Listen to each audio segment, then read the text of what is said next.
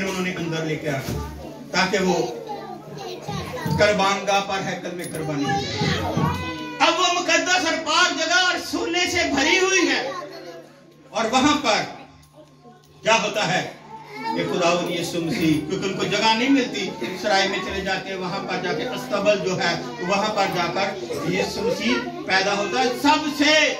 अब वो बादशाहों का बादशाह है और खुदावंदों का खुदा है, और मजूसियों के ज़हन में तो ये है कि वो बादशाहों का बादशाह पैदा हो रहा है तो वो किसी बादशाह के घर में होगा, लेकिन वो ना बादशाह के घर में पैदा हुआ, ना किसी आम के घर में, ना दरमियाने, बल्कि वो जानवरों के अस्तबल में पैदा हुआ।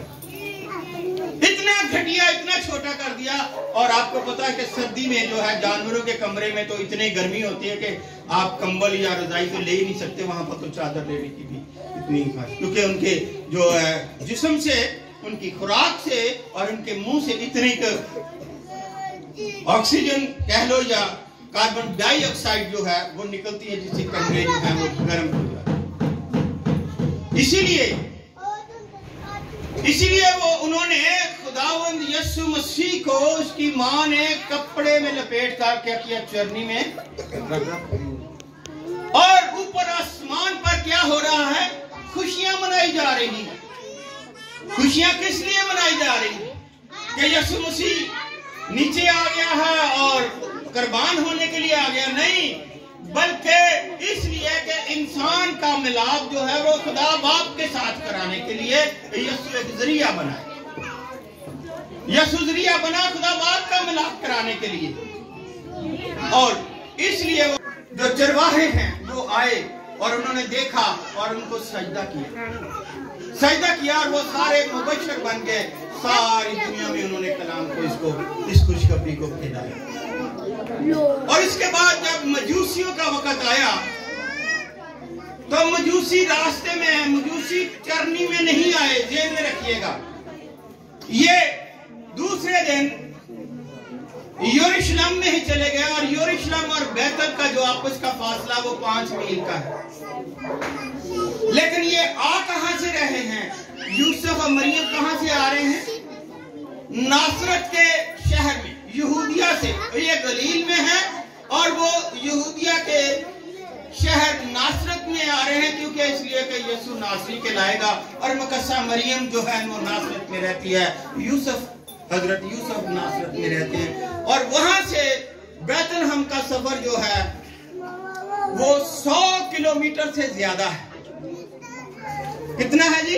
100 किलोमीटर से ज्यादा सफर करके इसलिए वो रात को पहुंचे, और जब वो वहां पर पहुंचे तो उनको जगह न हुई, जिसकी बिना पर वो वहां से उनको ये सराय में ठहरना पड़ा।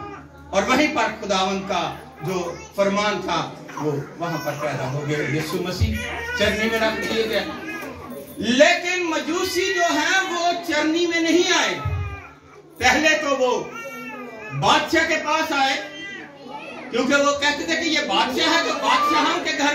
उसके बाद जब बादशाह को हेरोदेस को पता चला तो उसने सारे अपने नजूमियों को, फालगिरों को, कहनों को बुलाया, मधु किया कि देखें ये क्या कह रहे हैं आपके पास इसका। उन्होंने कहा जी जो ये कह रहे हैं बिल्कुल दुरुस्त है, और ऐसे ही हमारे पास भी लिखा हुआ।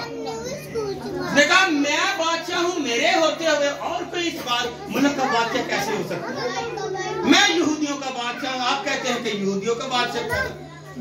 फिर उन्होंने बड़े अपने आप पर, हेरोदेस ने सब्र करके, कंट्रोल करके उन मजूसियों से कहा कि आप ऐसा करें कि जाएं, उसको तलाश करें, अगर मिल जाए तो वापस आकर मुझे भी खबर दें, ताकि मैं भी जाकर उसको क्या करूं, मैं भी जाकर उसको सजदा करूं। और क्या ये सच्चे दिल से था?